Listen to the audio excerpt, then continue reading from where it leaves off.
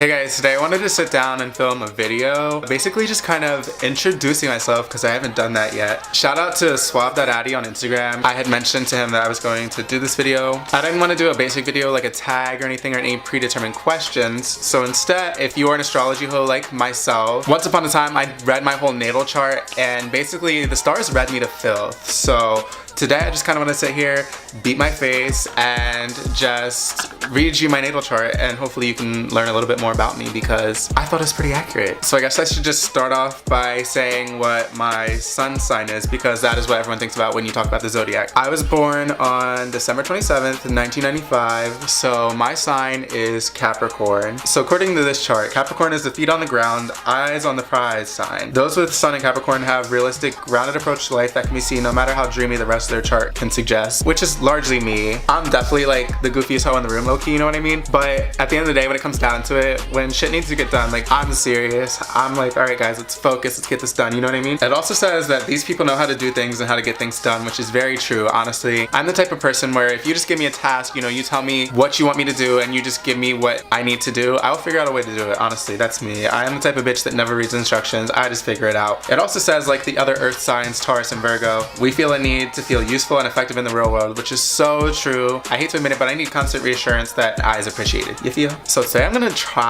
apply my foundation with one of these brushes. I've seen brushes like these all over social media and I really just wanted to know what the tea was, you know. I saw a brush set with these, like 3 of them on sale for $4.99 and I was like, you know what, $4.99, girl, what's the tea? Let me find out. So we're gonna go with the Marc Jacobs 24-hour shameless because boy, I'm going to work, I'm trying to look cute, but I'm not trying to sweat this shit off, you know what I'm saying? I've never applied foundation with a brush, so I'm actually just gonna start off really light, just 2 drops like that. I'm gonna see how this works in. Okay, this line right here really speaks to me. So this thing says, Capricorns can be rather lonely people, although they rarely ever let it show. And that is so true. I have the hugest FOMO ever, but I'm also the type of person that I don't like to impede. I don't invite myself somewhere that I'm not invited. I like to feel welcome somewhere. So the next aspect is Capricorn ascendant Sagittarius. You identify strongly with the image you present to others. As I'm sitting here applying my fucking makeup. Facts. You make an impression on others. You have a presence and you know it. And then this is where, you know, they really start reading. You may prefer to project a strong image. And I'm just like, girl. Okay, I'm not gonna lie, actually, surprise, I haven't tried these brushes out sooner because this actually is doing such a good job. Oh my gosh. Looks like airbrushed. The next aspect is conjunction sun with Jupiter. So in the next conjunction sun ascendant, it says, it is easy and natural for you to be well received by others. There is a distinct air of authority and magnanimity surrounding you. The authority you project generally doesn't offend others, generally because sincerity is sensed at the same time. Most people would describe you as natural, easy to like, and friendly. It's looking pretty good actually, I'm surprised. Alright, now let's move on to the next aspect of the chart and my next product. So my moon is a Pisces. Lunar Pisceans are known to be dreamy and not always in touch with reality. However, although these people may not show real world savvy in day-to-day practical affairs, so basically the short description of this is I'm imaginative with sharp instincts, impressionable, I have an imagination, I'm gentle, warm, and humorous, but some of the downsides are also that I'm worrisome, have an unhealthy imagination, and nervousness, which is so true. I find that sometimes I really can like work myself up into, you know, just like a panic over nothing. So the next aspect I'm gonna go over is my sextile moon in Mercury. You can be quite expressive and animated in your speech. You have an outstanding memory and tend to pick up a lot of information from your environment. You love to chat and exchange ideas.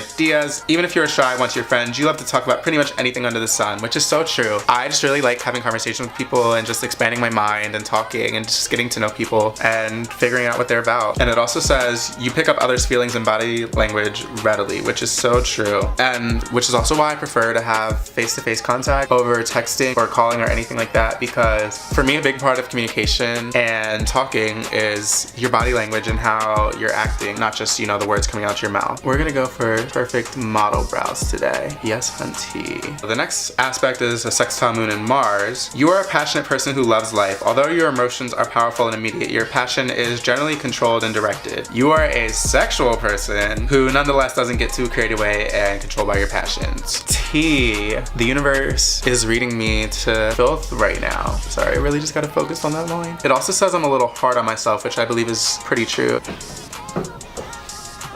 This motherfucker just licked my neck.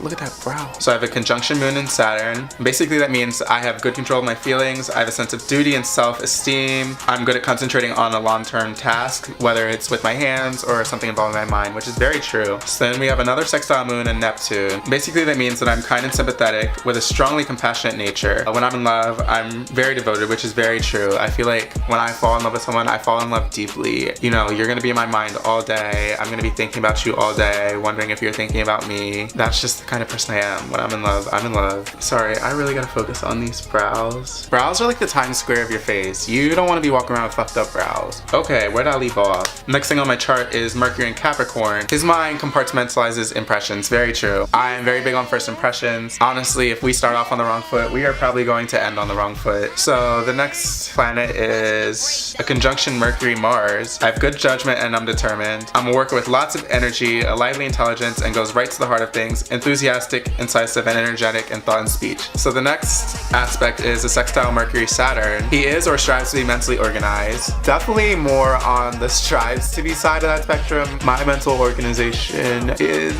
a little lackluster, not gonna lie. We've been working on it. It's a process, it's a journey. So the next aspect is gonna be Venus in Aquarius. People try to impress you with their open-minded, future-thinking spirit. They want you to see them as unique, rebellious, and a little provocative. Venus and Aquarius people are attracted to unusual or unconventional relationships. I have no idea what half these things are. I'm just reading off the website. But like I said, honestly, this read me to filth. So I'm just reading because this is just like an insight to me, guys. So this one says, there's a link between emotional life and money. That's just a Capricorn thing. Activities connected with beauty, aesthetics, finery. Danger. Big spending. Yeah. T. And your voice is unusually attractive. Tell that to my brain when I'm recording these videos because I get fucking annoyed. I mean, if that's what y'all think, thank you.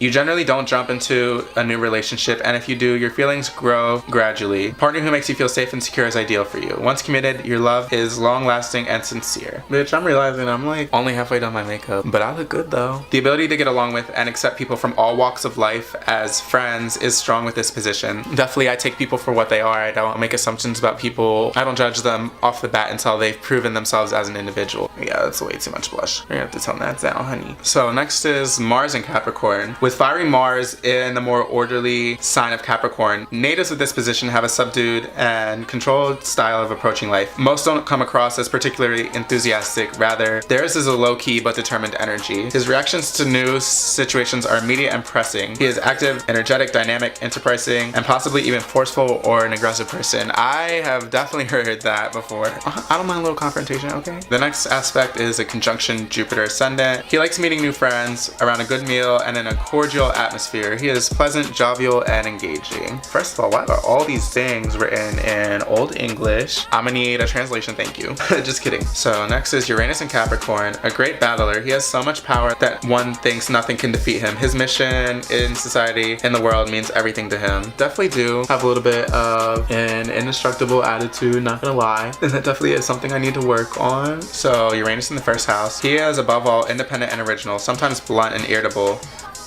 T. Sextile Uranus Pluto. He fights to improve his daily life. He is persevering. Neptune in the first house. He is intuitive, sensitive, not a fighter, and is indecisive. Not a fighter, but will beat your ass if it comes to it. Sensitive, yes. Indecisive, guilty. Pluto in Sagittarius. Great aspirations. Sexuality and love are idealized. Might succeed in business on the internet. Who knows? YouTube channel taking off. I see all my new subscribers out there. House 5 in Taurus. A pleasant home, a charming spouse, loving and sweet children, and nice little meals. Pleasant evenings with the loved one. The good life. Well, maybe not the kids, unless you're talking about dogs or something, but I agree. House 7 in Gemini. Frightened of living alone in old age. T. House 10 in Libra. Contacts of all kinds will lead to social success, professional, through marriage, etc. Like society life, friendships that could help professionally. Sometimes jobs connected with justice, but always involved with important and influential people. I would love to have some professional contacts though. House 11 in Scorpio. Adores to debate endlessly with friends who don't share his ideas. The discussions can lead to words, even a certain verbal violence. That's the end of my natal chart. This is probably gonna be one of my sloppiest videos ever. It was just really informal. I was just kind of sitting here beating my face for an hour and kind of low-key reading this, low-key beating my face and just complaining about it the whole time. I hope you guys get a little more insight into me as a person, or you know, at least see that I'm random as fuck. If you like this video, be sure to give it a thumbs up and subscribe. Go ahead and follow me on Instagram over here. I've had a couple of y'all on Instagram message me that you actually found me through YouTube, which is kind of like, I'm shook. Like, I don't know, I feel like somebody, I don't know, just hearing people be like, yeah, I found you through YouTube, so I decided to follow your Instagram. Thank you a lot. It actually truly genuinely means a lot. And if you do that, you know, if you want to follow me on Instagram, I'll follow back, girl. Comment down below any future video ideas you guys would like me to do. I'm open to anything, and I'll be back with a new video shortly. Bye.